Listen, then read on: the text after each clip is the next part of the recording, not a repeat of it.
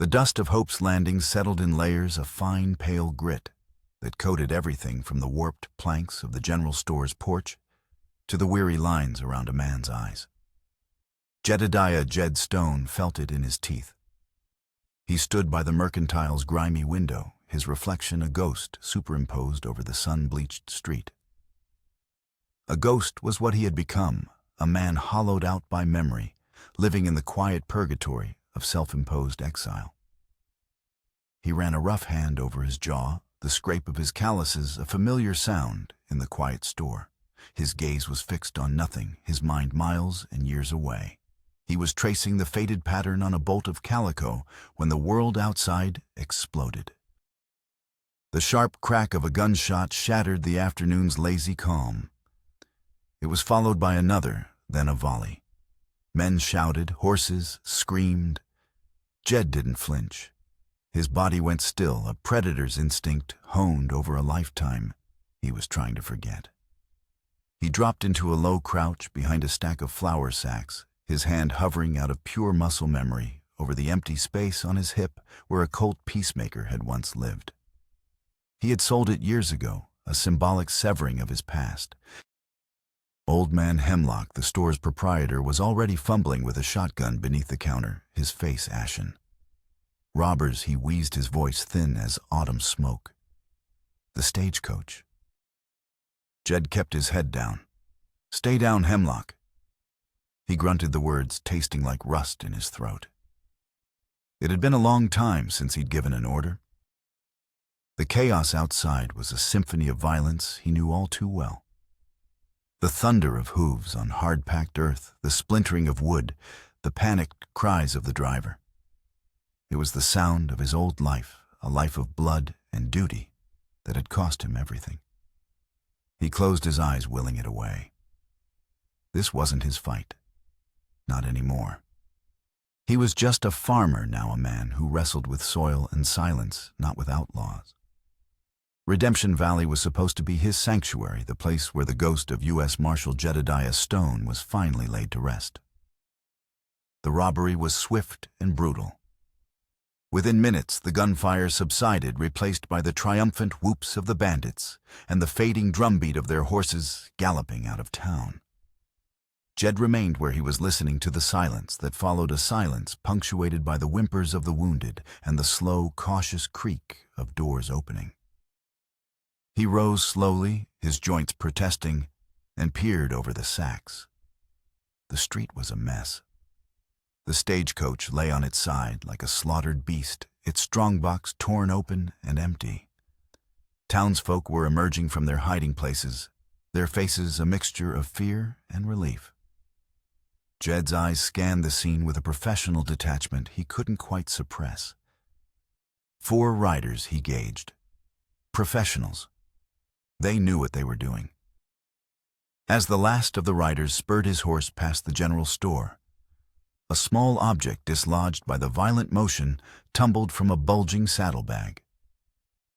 It hit the dust with a soft thud, unnoticed by its owner. It was a flash of silver against the brown earth, winking in the harsh Colorado sun. Jed's heart seized. It was a locket. A small, oval-shaped silver locket etched with the delicate shape of a wild rose. He moved before he was aware of making a decision.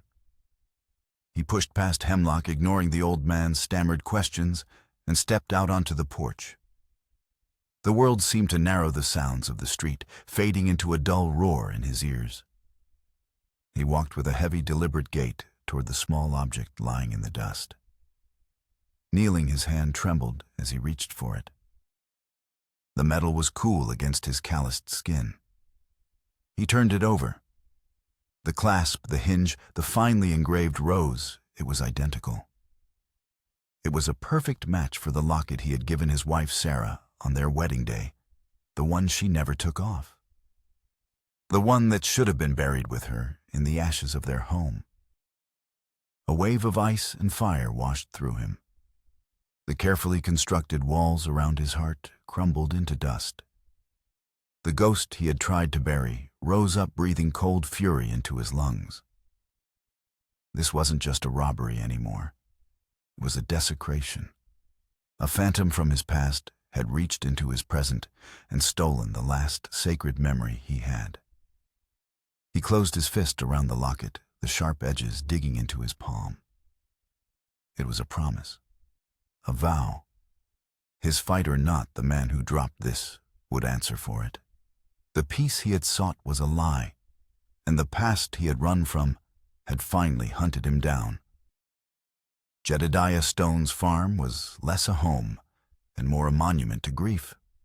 Tucked away at the far end of Redemption Valley, it was a place the world seemed to forget, pressed against the stoic granite of the mountains. A small, sturdy cabin stood where he now lived, but 100 yards away, the true heart of the property lay in ruins. The blackened timbers of his old farmhouse clawed at the sky, a skeletal reminder of the fire that had consumed his life. It was there 6 years ago that he had lost his wife Sarah and their 7-year-old daughter Lily. He never went near the ruins. He couldn't. The smell of charcoal and sorrow still clung to the air, a scent that transported him back to that horrific night. He had been a day late tracking a gang of rustlers, convinced he was doing the right thing, serving a greater good. By the time he rode home, guided by a pillar of smoke against the dawn sky, all that was left were embers, and an emptiness so vast it had swallowed him whole. The official report called it a tragic accident, a tipped lantern, a gust of wind. But Jed knew better. He saw it as a judgment. The violence he had brought to others had finally come home, and he, the great U.S. Marshal, had not been there to stop it. The guilt was a physical weight, a shroud he wore every waking moment. His days were a routine of mindless labor. He mended fences that bordered nothing of value, tilled soil that grew just enough to sustain him, and chopped wood with a ferocity that left him too exhausted to dream. The silence in his cabin was a living thing, heavier than a winter's snow. It was a silence filled with the echoes of a little girl's laughter and the phantom scent of Sarah's apple pie. His only connection to the living world was the Sanchez Ranch, a sprawling property that bordered his own meager plot. Maria Sanchez was a woman forged from the same unforgiving land. A widow herself, her husband lost to a fever 2 winters past. She ran the ranch with a quiet determination that Jed grudgingly admired. She had a son, a bright-eyed boy of 8, named Mateo, whose laughter sometimes drifted over the ridge on the wind, a painful and beautiful sound that twisted a knife in Jed's gut. Maria often made excuses to ride over, sometimes with a fresh loaf of bread, other times with a mended shirt, her dark eyes filled with a concern he did not feel he deserved. A man can't live on jerky and regret, Jedediah. She'd say, her voice practical but kind. He would accept her offerings with a clipped nod, his responses sparse. Obliged, Maria. Mateo would sometimes tag along, a whirlwind of boyish energy. He'd stare at Jed with a mixture of awe and curiosity, sensing the immense sadness that clung to the tall, quiet man like a second skin. "My mama says you used to be a lawman," the boy once said, his voice small. "Did you catch a lot of bad men?"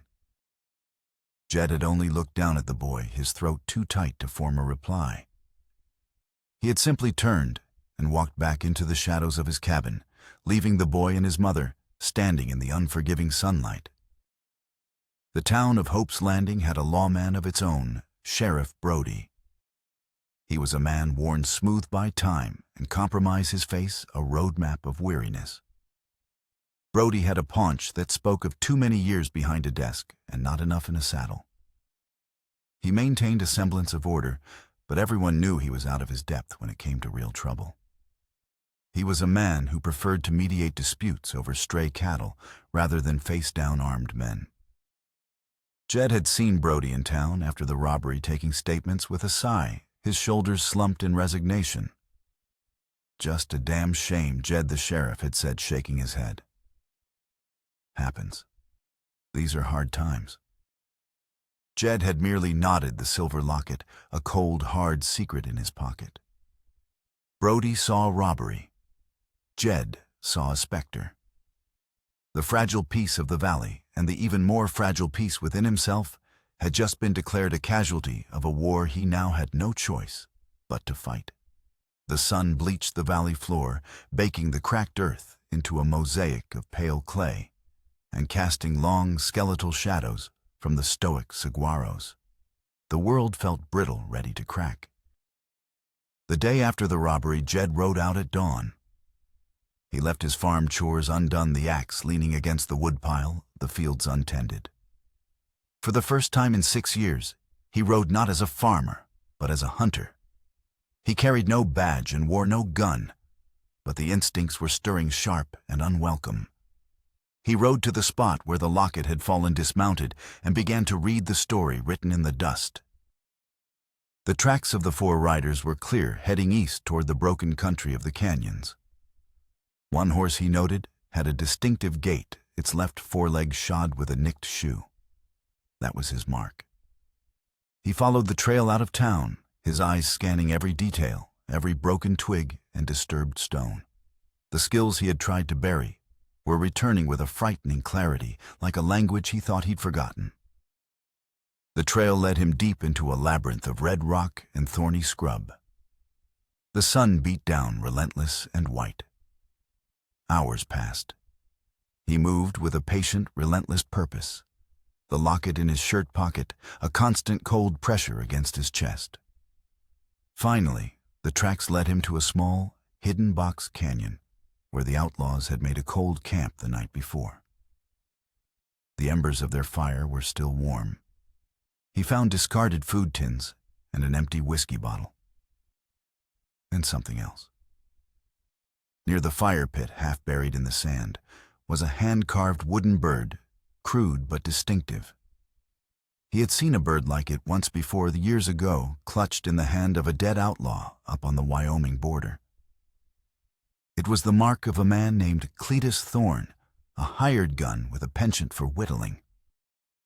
Jed's jaw tightened. Thorne wasn't a leader. He was muscle. Whoever planned that robbery had hired experienced men. This was bigger than a simple stagecoach heist. He was examining the tracks leading out of the canyon when a voice smooth as oiled leather cut through the silence. "Looking for something, friend?" Jed's head snapped up. On the ridge above him, silhouetted against the brilliant blue sky, sat a man on a magnificent black stallion. The man was dressed in a fine black coat, a stark contrast to the rugged landscape. Even from a distance, Jed could feel the man's unnerving stillness, the predatory calm of a patient wolf. Just passing through, Jed called back, his voice flat. He slowly rose to his feet, keeping his hands in plain sight.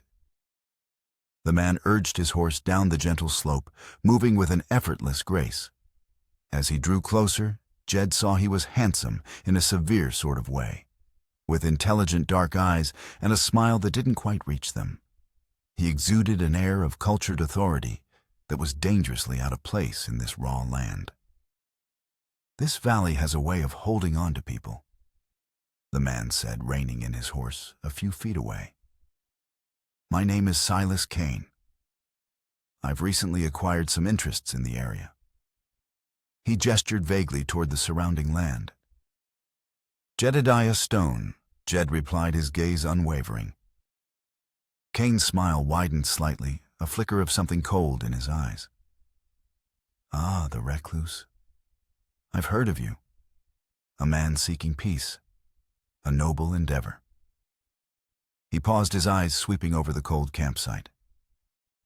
"But this is no place for a peaceful man. This is a place of business. My business." The implication was clear. This was a warning. Jed's presence here was an intrusion. "Your business involves robbing stagecoaches?" Jed asked, his tone level. Kane chuckled, a low, pleasant sound that held no mirth. "Details, Mr. Stone. Unfortunate but necessary components of expansion. Sometimes to build something new, you must first clear away the old." His gaze drifted pointedly toward the distant line of Jed's property. "A man's land is his legacy.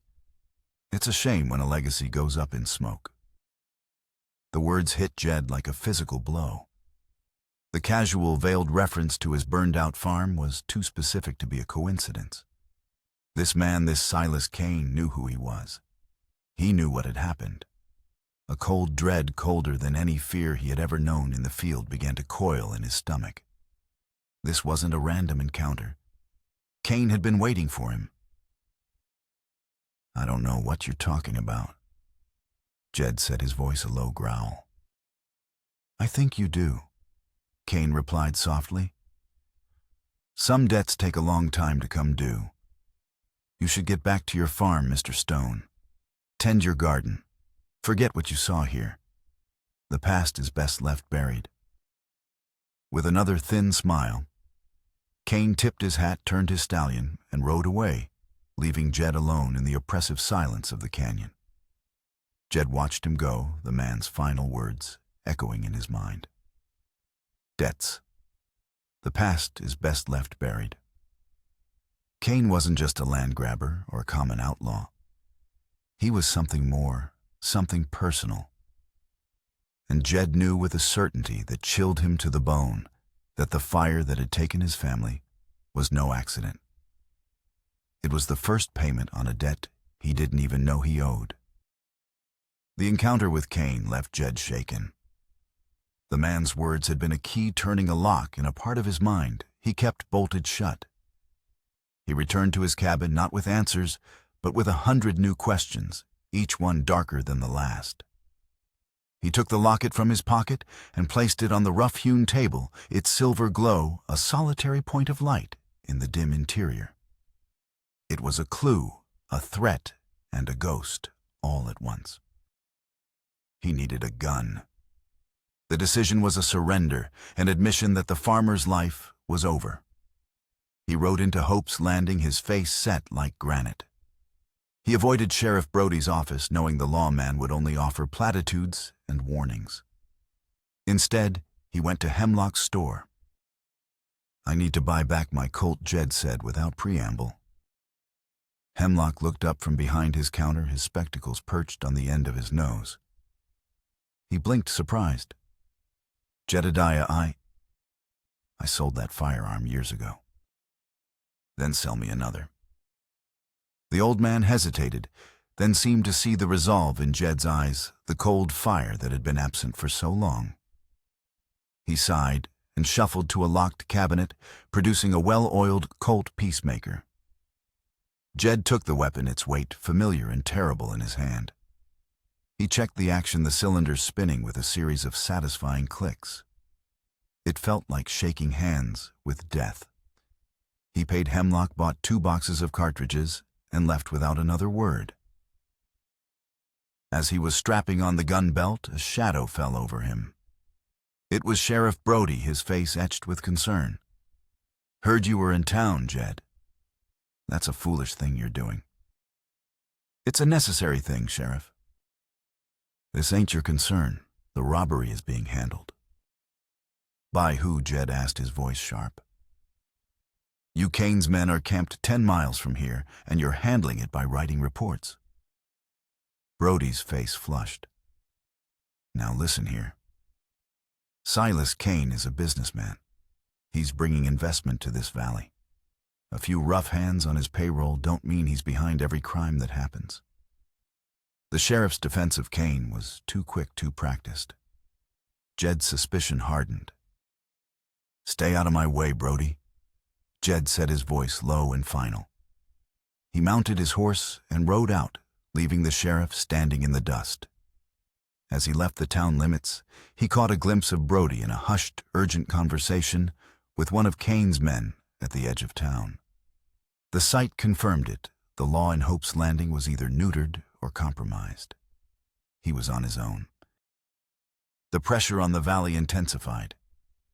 Kane's expansion began in earnest. He started with the water.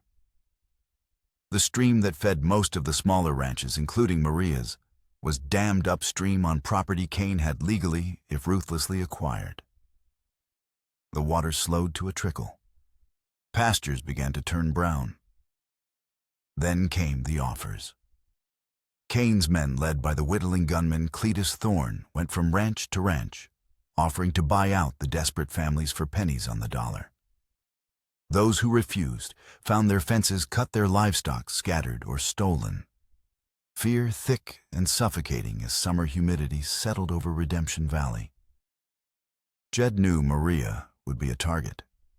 He rode over to her ranch, the colt now a permanent fixture on his hip. He found her by the nearly dry creek bed, her face grim as she stared at the cracked mud. Mateo was skipping stones across the few remaining puddles. "He's trying to choke us out, Jedediah," she said, not looking at him. Her voice was steady, but he could hear the strain. "You should take Mateo and go," he told her. "Head to Denver. Stay with your cousin until this is over." She finally turned to face him, her eyes flashing with a fierce pride. "And let him win. Let him take the land my husband and I bled for. This is my home. We don't run. This isn't about pride, Maria. It's about a man who will stop at nothing. He's dangerous." "And what about you?" She shot back, her gaze softening with a familiar concern. "You've been a ghost for 6 years. Now you wear a gun again. You ride out every day. What is this really about, Jed?"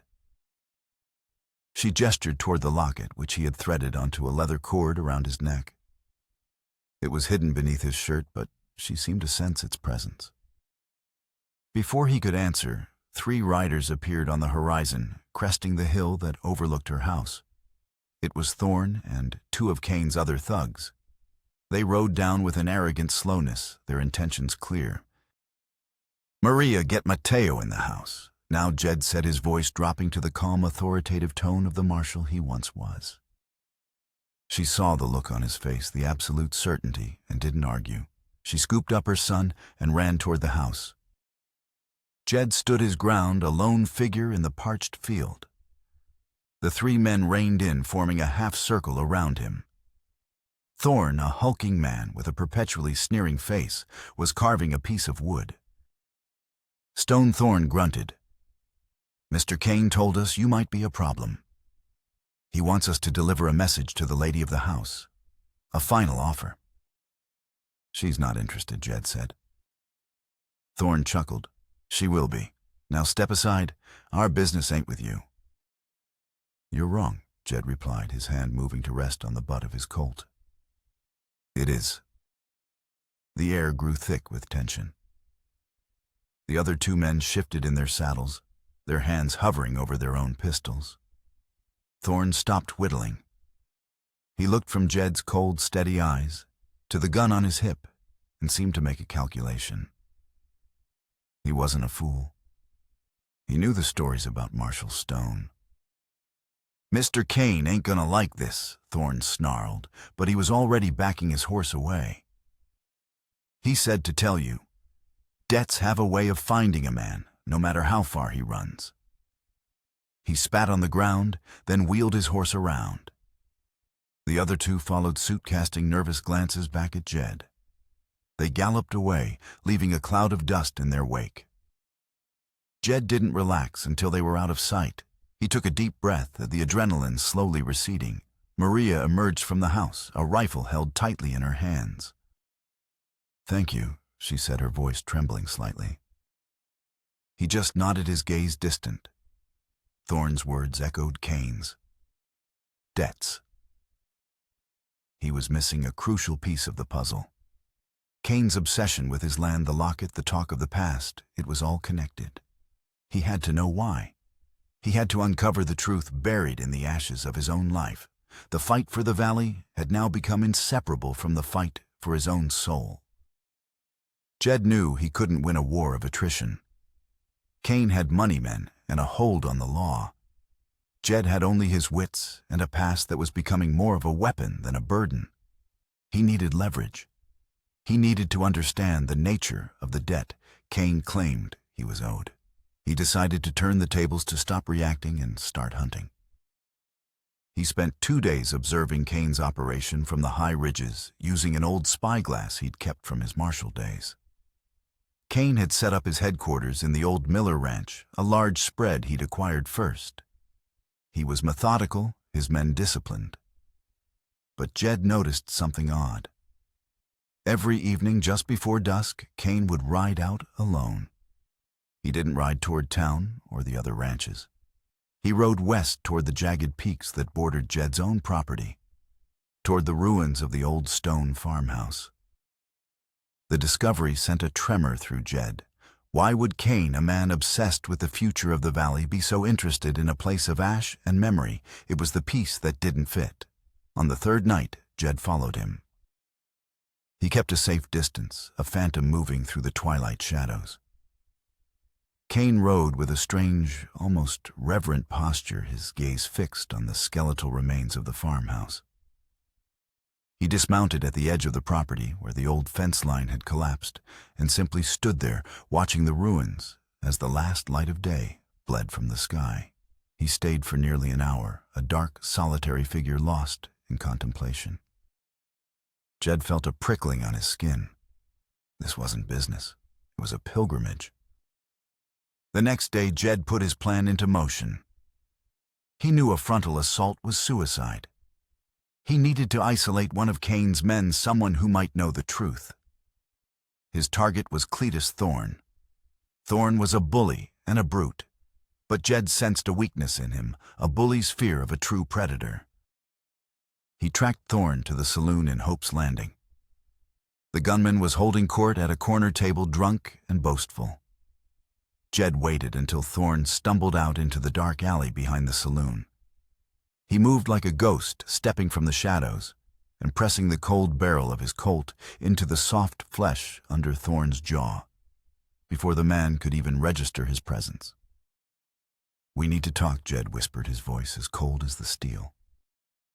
Thorne froze, the drunken haze evaporating from his eyes, replaced by pure terror. "Stone. I don't want no trouble." "You're past that point," Jed said, shoving him against the brick wall. "I want to know about Kane. Why is he so interested in my old farm? What is this debt he keeps talking about?" Thorne stammered, his bravado gone. "I don't know nothing. He's just a landman, that's all." Jed increased the pressure of the gun barrel. "You're lying. I saw him. He goes to the ruins. He watches them." "Why?" Thorne's face crumpled in fear. He was a man accustomed to instilling terror, not feeling it. He broke. All right, he gasped. He talks about it sometimes, when he's been drinking. He never said your name, not till now. Just the marshal. A chill went down Jed's spine. What did he say? He said a marshal led a raid years ago up near Willow Creek. Thorne sputtered the words tumbling out. Looking for some gang. But they hit the wrong place. A homestead. There was a fire. A shootout. The marshal's posse. They killed the man's family. His wife. His boy. Jed's blood ran cold. Willow Creek. The name echoed from a dark, locked corner of his memory. The Brady gang. They'd been tipped off that the gang was hiding out at an isolated homestead. He'd led the raid himself. It had been chaotic, a whirlwind of smoke and gunfire at dawn. They had been met with resistance, and they had returned fire. When the smoke cleared, he'd found the bodies of the outlaws, but also a woman and a child caught in the crossfire. An accident. A horrific, tragic mistake that had haunted him for years. He remembered a survivor, a young man barely more than a boy, found weeping in the barn, his face burned, and his eyes filled with a hatred so pure it was terrifying. The authorities had taken him away. Jed had never learned his name. The boy who survived? Jed said, his voice barely a whisper. His name was Kane. Thorne nodded frantically. Silas Kane.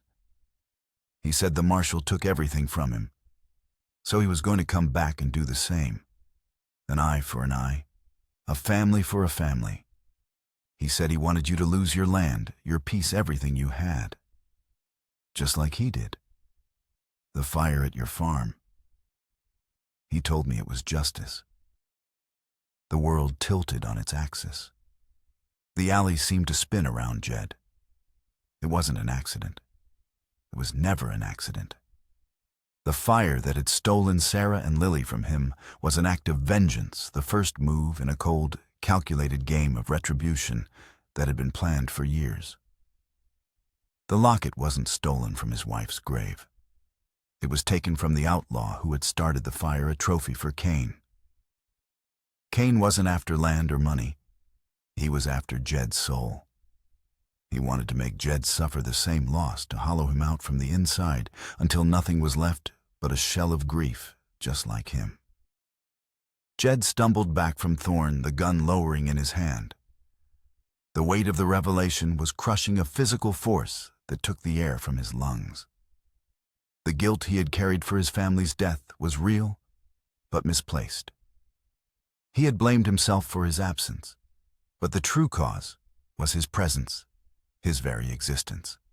The ghosts of Willow Creek had followed him to Redemption Valley and set his world ablaze. He looked at the terrified gunman, who was now just a pathetic, blubbering messenger. Jed felt no anger toward him, only a vast, empty coldness. "Get out of here," he rasped. "Leave this valley and don't ever come back." Thorn scrambled to his feet and fled into the night. Jed leaned against the wall, his legs weak. The fight was no longer about a valley. It was about a reckoning. A circle of violence started years ago by his own hand had finally come back around, and he was standing in the center of it. The truth was a poison seeping into every part of him. Jed rode back to his cabin under a sky littered with cold, indifferent stars. The knowledge that Cain had orchestrated the fire didn't lessen his guilt. It twisted it into something more complex, more monstrous. His actions as a marshal, his pursuit of what he had believed to be justice, had created the very monster who had destroyed his life. He was the author of his own misery. He found Maria waiting for him on his porch, a lantern casting a warm, flickering glow beside her. She stood as he dismounted, her face a mask of worry. "I saw Thorn riding out of the valley like the devil was on his tail," she said. "What did you do, Jedediah?" He walked past her into the cabin, unable to meet her eyes. He felt tainted, as if the truth of Cain's vendetta was a filth that clung to his skin. He stood in the center of the small room, the weight of it all pressing down on him. "It's about me," he said, his voice hollow. "It's all been about me." He told her everything. The raid at Willow Creek, the family caught in the crossfire, the boy who survived. He told her about Cain's calculated revenge, about the fire that was not an accident, but an execution. As he spoke, the story he had kept locked away for years poured out of him, raw and painful. Maria listened in silence, her expression shifting from confusion to horror, and finally to a deep, profound sorrow. When he was finished, the cabin was filled with a heavy silence, broken only by the chirping of crickets outside. "This is my fault, Maria." He finally whispered the words, a confession. All of it. The threat to you, to your son, to this whole valley. It's a consequence of what I did. She stepped toward him, her hand reaching out to touch his arm. Her touch was hesitant but firm. "What you did was your duty, Jed. It was a tragedy, a terrible mistake. But it was not murder.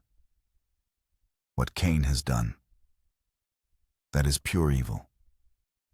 He is using his grief as a weapon to hurt innocent people. I have to end it," Jed said, his voice hardening. "But you and Mateo can't be here when I do. I need you to leave. Now. Tonight." "No," she said, her voice resolute. "We will not be chased from our home. Not by him. Not by your ghosts. This is our fight too now. You don't understand the danger," he insisted, his voice rising with a desperate urgency. He wants me to lose everything. He knows you and Mateo are the only people left. He will use you to get to me." Their argument was cut short by a sudden frantic pounding at the door. Jed drew his Colt, motioning for Maria to get back. He wrenched the door open to find one of Maria's ranch hands, a young man named Carlos, his face pale with terror.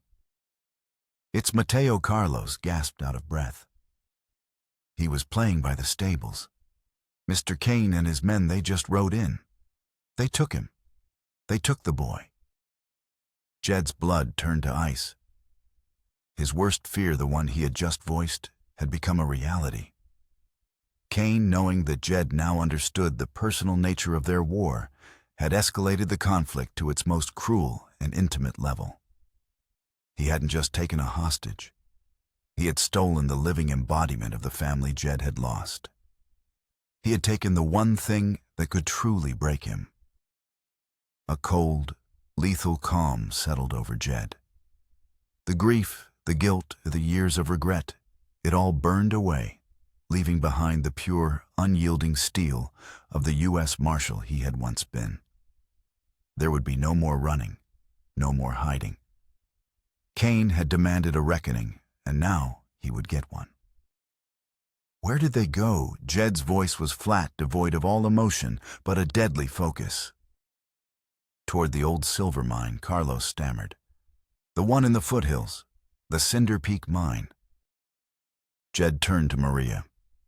Her face was a canvas of disbelief and horror, her hands pressed to her mouth. He saw in her eyes the same shattering loss he had lived with for 6 years. That sight ignited the last embers of his humanity into a righteous fire.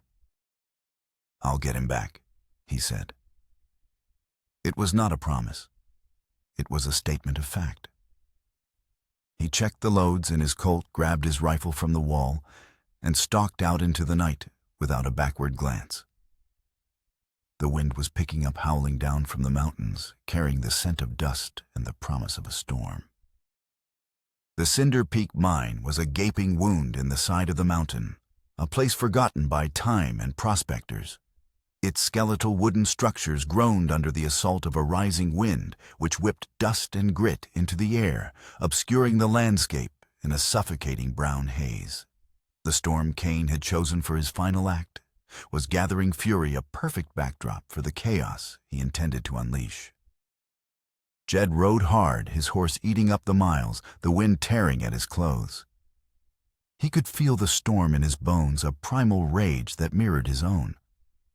He left his horse in a gully a half-mile from the mine and proceeded on foot, moving with a silent, deadly grace through the rock and sagebrush. The dust storm provided perfect cover, but it also blinded him, turning the world into a maelstrom of swirling earth.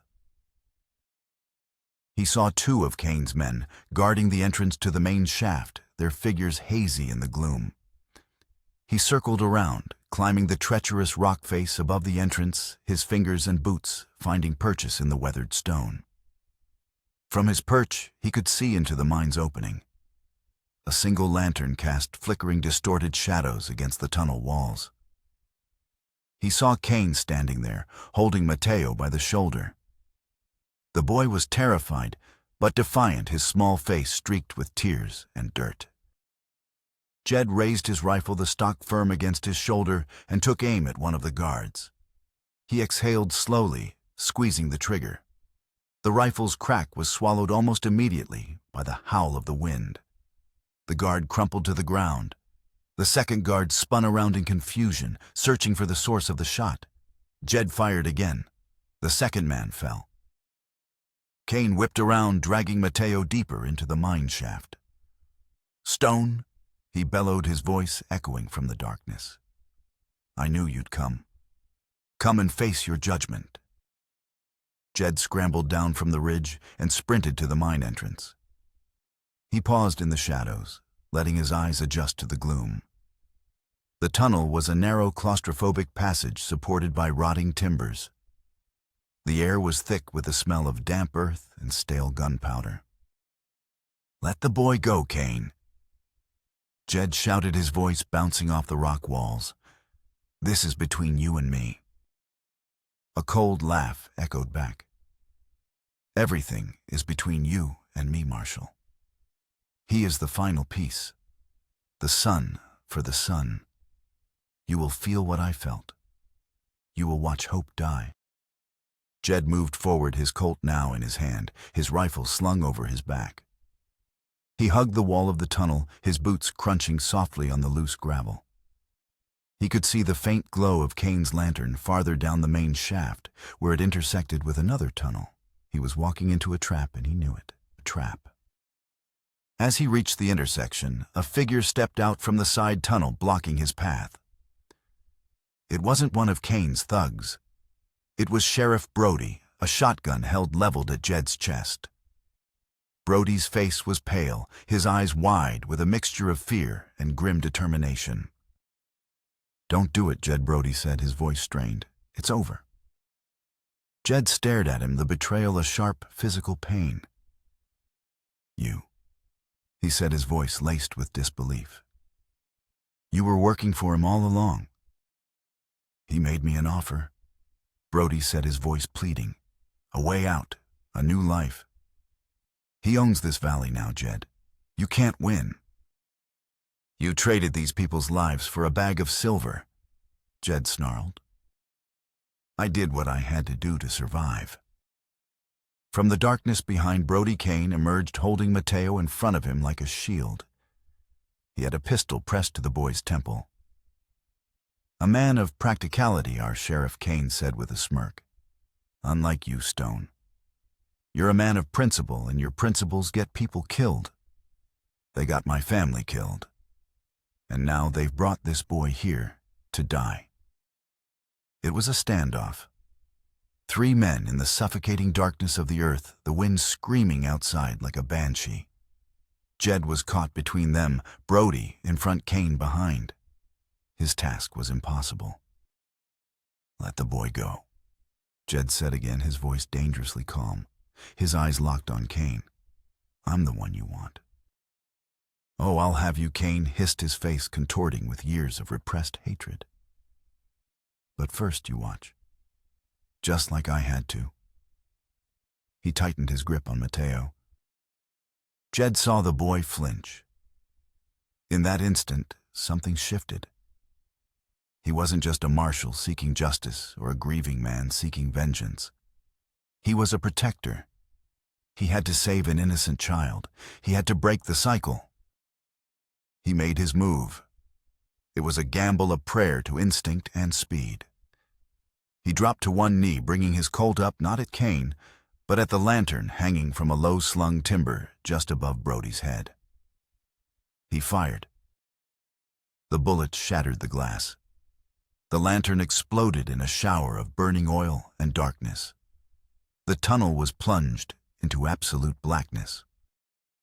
Pandemonium erupted. Brody, blinded and panicking, fired his shotgun, the blast deafening in the confined space.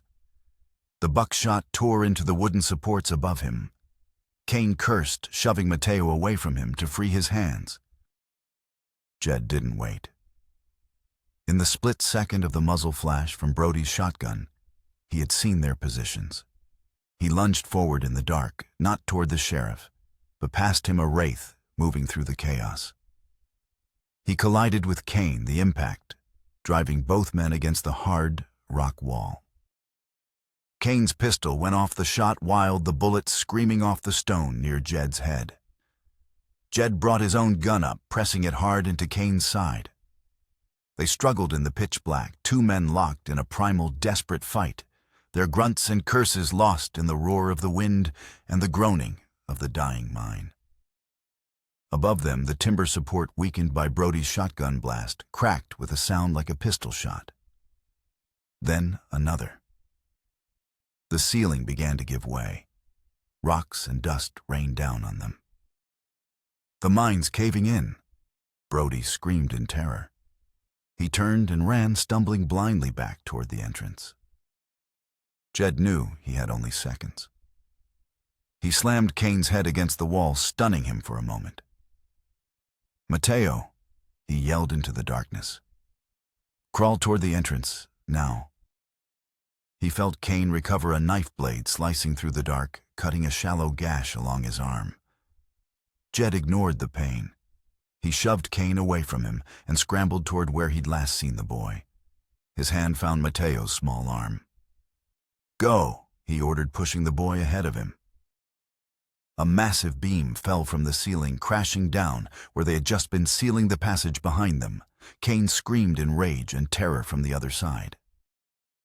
Jed half-carried, half-dragged Mateo toward the faint square of gray light that was the mine's entrance. The ground shook, and the entire tunnel behind them collapsed with a deafening final roar, burying Silas Cain and his legacy of hate under a mountain of rock and earth. Jed and Mateo stumbled out into the raging dust storm, gasping for air. Sheriff Brody was gone, having fled for his life. They were alone.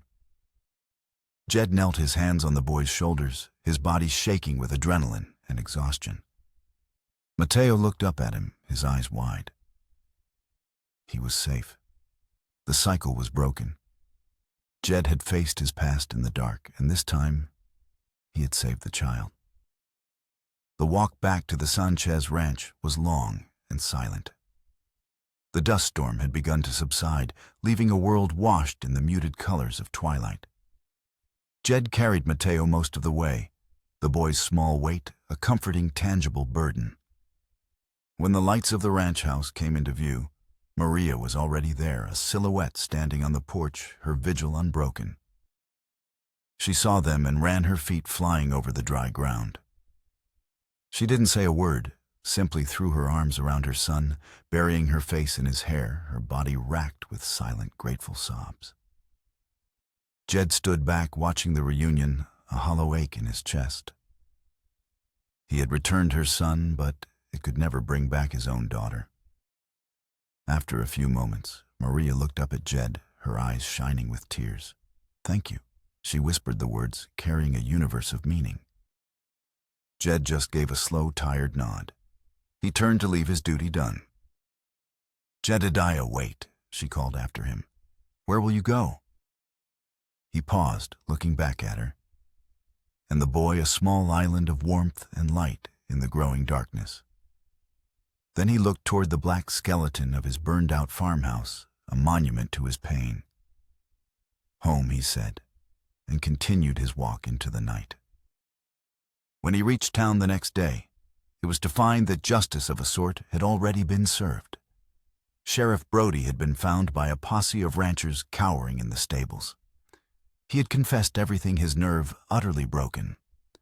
The townspeople, no longer living in fear, took matters into their own hands. They stripped him of his badge, tarred and feathered him, and ran him out of the valley on a rail, a stark and humiliating end to his career of cowardice. Cain's remaining men, leaderless and broken, had scattered to the winds. The tyranny was over. Jed returned to his farm, but not in triumph. He felt only a profound weariness. He had stopped the cycle of revenge, but the ghosts still lingered. He took the locket from around his neck and placed it on the table inside his cabin. He looked at it for a long time, the silver rose a symbol of a love and a life that felt 1,000 years away. He had avenged them, but vengeance was a cold and empty meal. It could not heal the wound in his soul. Weeks turned into a month. The valley began to heal. The dam on the creek was torn down, and water flowed freely once more. The autumn rains came washing the dust from the air and turning the brown pastures to a hopeful green. The rhythm of life, stubborn and persistent, returned to Redemption Valley. Jed found he could not go back to his old routine of mindless labor.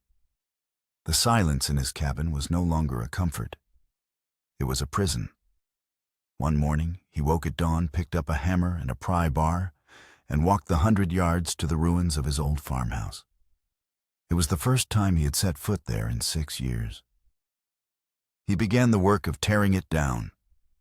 He pulled apart the charred timbers, his muscles straining, sweat pouring down his face. With each splintered board he removed it, felt as if he were pulling a shard of grief from his own heart. He was not just clearing away the wreckage of a house, he was clearing away the wreckage of his past. Maria and Matteo began visiting again. They didn't bring food or offer mended clothes. They brought their presents. Matteo would help him stack the salvaged, unburnt wood, his childish chatter filling the air. Maria would sit on a nearby log, watching him work her quiet company a balm he had never known he needed. They didn't talk about what had happened. There was no need. They simply shared the silence, and for the first time, it was not an empty silence, but a peaceful one. One clear, cold afternoon, after the last of the ruins had been cleared away, leaving only the stone foundation and a clean slate of earth, Jed knew there was one last thing he had to do. He took the silver locket from his cabin and walked to the small fenced-off plot on the hill behind his property. Two simple wooden crosses stood there, weathered by years of sun and snow. He had avoided this place, this sacred ground, as if it were poison. The guilt had been too great. He knelt between the two graves, the dry grass crunching under his knees. He ran his hand over the rough wood of Sarah's cross, then Lily's. The names he had carved into them were faded, but still legible. He stayed there for a long time, the wind whispering through the pines, and for the first time since the fire, he did not feel the crushing weight of his failure. He felt only the deep, aching sorrow of his loss. And in that sorrow, there was a strange, clean kind of peace. He opened his hand and looked at the locket one last time. It was not a symbol of his wife anymore. It was a symbol of the long, dark road he had traveled. It was the specter that had pulled him back into the world, the catalyst for his painful, necessary redemption. With a steady hand, he reached out and gently hung the locket over the top of Sarah's headstone, the silver catching the last rays of the afternoon sun. He was letting her go. He was letting the guilt go. He was forgiving himself. He rose to his feet and stood there looking out, not at the graves, but past them over the greening expanse of Redemption Valley. He was no longer Jedediah Stone, the haunted recluse, nor was he U.S. Marshal Stone, the instrument of a harsh justice. He was just a man standing on a piece of land he had fought for, with a future that was no longer a foregone conclusion, but an open page. A man reborn in the ashes of his own making, ready to build again.